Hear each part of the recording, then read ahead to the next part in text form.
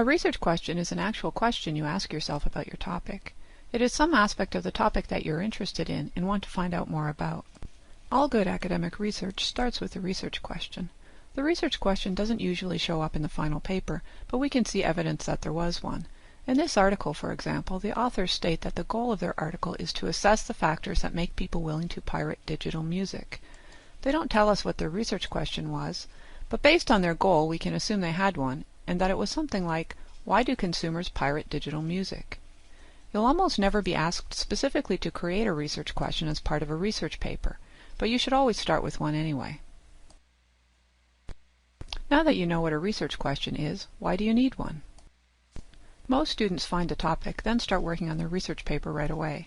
For example, you might decide your topic is the number of women in politics.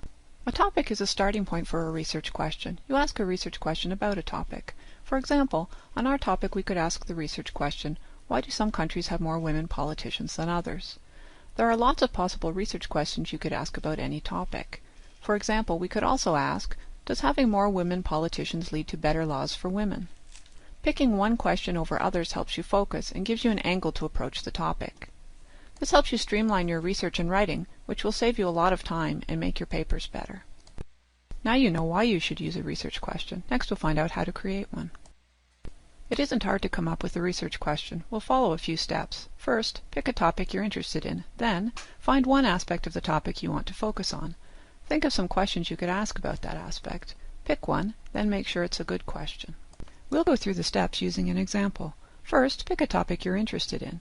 We'll use our earlier topic, women and politics. Once you've picked a topic, the next step is to think of what different aspects of the topic there are and pick one. In our example, we've mapped out some of the different aspects of the topic, women and politics. One might be, for example, women voters, how they vote, what influences them, or what issues are important to them. Another aspect might be women politicians, how they're different from male politicians, what levels of government they're at, or how many there are, what it affects that, how it varies in different countries, and how that influences government policies. Once you've mapped out some possibilities, pick one aspect. We'll pick numbers of women politicians, and specifically what affects those numbers. Once you've narrowed your topic, think of some possible questions about that topic. Why and how questions are best. For example, we could ask questions like, why do some countries have more women politicians than others? Why does Canada have fewer high-profile women in politics than the US? When you're done, pick one to work with. We'll pick, why do some countries have more women politicians than others? Once you've picked your question, look at it carefully and try to make it as specific as possible. Make sure your question is clear about who, what, where, and when you are talking about. Let's see how we can make this more specific. We don't want to know about women politicians at all levels of government, so we'll specify the national level only. Some countries is also quite vague. We should focus on some specific countries to compare, like Canada and Sweden. In that case, our more specific question would be, why does Sweden have more women politicians at the national level than Canada? That's how you come up with a research question. But how do you know if it's a good question?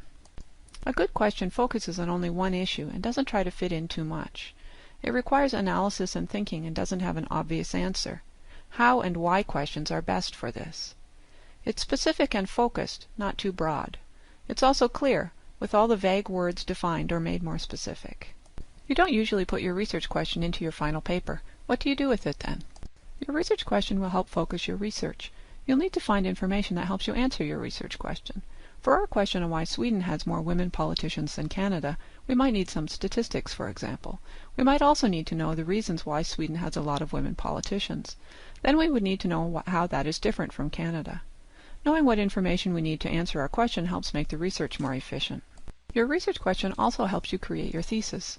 Your thesis summarizes the answer to your question in one sentence. For example, our thesis might be, Sweden has more women politicians because their electoral system encourages women to participate better than Canada's does. The rest of your paper would support the thesis with more detailed arguments.